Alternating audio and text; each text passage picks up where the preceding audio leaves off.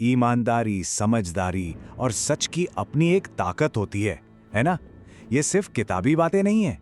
चलिए आज एक ऐसी ही कहानी में उतरते हैं जो हमें सिखाएगी कि कैसे कैसे ज्ञान बड़े से बड़े झूठ की नींव हिला सकता है। तो कहानी शुरू होती है सूरजपुर नाम के एक गांव से। सोचिए, बस एक झूठा इल्जाम और एक पूरे परिवार की इज्जत दांव पर लग जाती है। लेकिन इल्जाम लगाने वाला एक बहुत बड़ी चीज भूल गया था। उस घर में एक पढ़ी लिखी बेटी भी थी।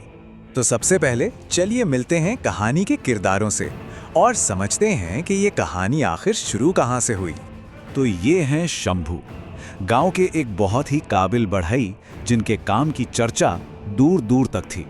देखिए, शंभू की पहचान उनकी दौलत से नहीं बल्कि उनके हुनर और सबसे जरूरी उनकी ईमानदारी से थी। उनकी मेहनत ही उनकी असली कमाई थी।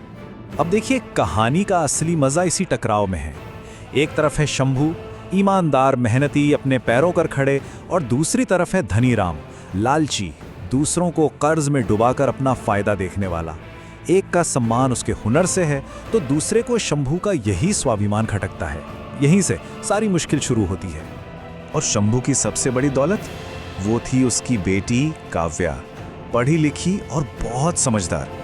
और ये बात याद रखिएगा, काव्या की यही पढ़ाई, यही समझदारी आगे चलकर पूरी कहानी का रुख बदलने वाली है।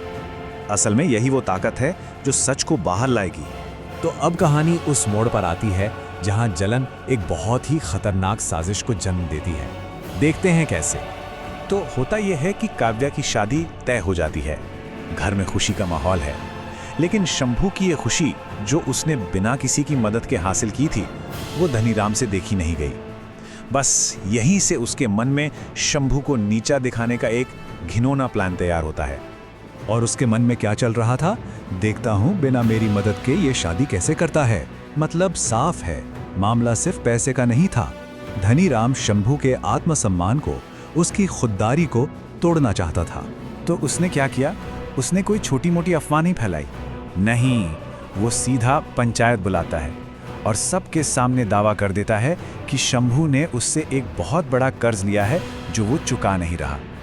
सोचिए, भरी पंचायत में ये इल्जाम लगाया गया ताकि शंभू की इज्जत मिट्टी में मिल जाए। और सबूत के तौर पर क्या पेश किया? अपना बही खाता।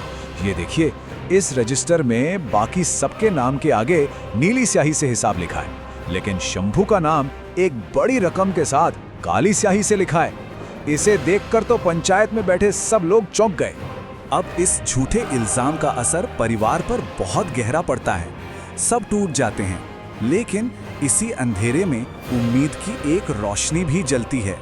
शंभू तो पूरी तरह से टूट चुके थे। शर्मिंदगी और दुख में उन्होंने अपनी बेटी से कह दिया कि शायद अब ये शादी टालनी पड़ेगी। मतलब एक पल को तो लगा कि धनीराम का प्लान कामयाब हो गया। परिवार की खुशियां, मान सम्मान सब खतरे में था।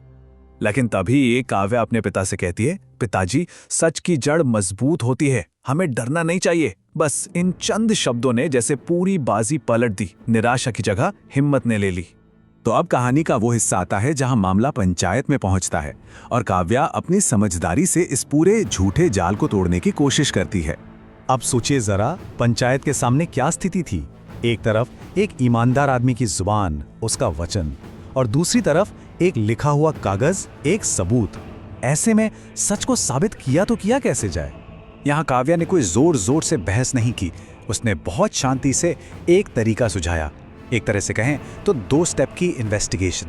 पहला, सबूत को ठीक से जांचना, और दूसरा, किसी बाहरी सोर्स से उसे वेरीफाई करना। तो पहला स्टेप, काव्या ने पंचायत का ध्यान एक बहुत ही छोटी सी चीज पर दिलाया जिस पर किसी की नजर नहीं गई थी। उसने कहा, इस बही खाते में हर एक एंट्री नीली स्याही से है, तो फिर सिर्फ मेरे पिता का नाम काली स्याही से क्यों लिखा है? ये धनीराम के झूठ में पहली दरार थी। और अपनी बात को समझाने के लिए उसने क्या कमाल का उदाहरण दिया। उसने कहा, जैसे खेत में अचानक अलग रंग की फसल दिखे तो समझ आता है कि कुछ गड़बड़ है, वैसे ही यहाँ भी कुछ अलग दिख रहा है। देखिए, कितनी आसानी से उसने अपनी बात पंचायत को समझा दी। अब आता है दूसरा और सबसे अहम कदम। काव्या ने कहा कि अगर इतना बड़ा लेन देन हुआ है तो बाजार के लेखपाल के रिकॉर्ड में इसका जिक्र जरूर होगा।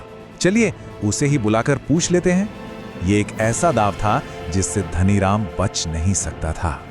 और फिर वही हुआ जिसका डर था। धनीराम को बाजार के लेखपाल ने आकर साफ साफ बता दिया कि उस तारीख को शंभू के नाम से ऐसा कोई लेन देन हुआ ही नहीं था। बस झूठ का पूरा किला ढह गया और दबाव पड़ते ही धनीराम ने अपना गुनाह मान लिया। तो सच तो सामने आ गया, लेकिन ये कहानी यहाँ खत्म नहीं होती। ये अपने पीछे कुछ बहुत जरूरी सबक छोड़ जाती है। सबसे पहले तो न्याय हुआ। पंचायत ने धनीराम को सबके सामने माफी मांगने को कहा।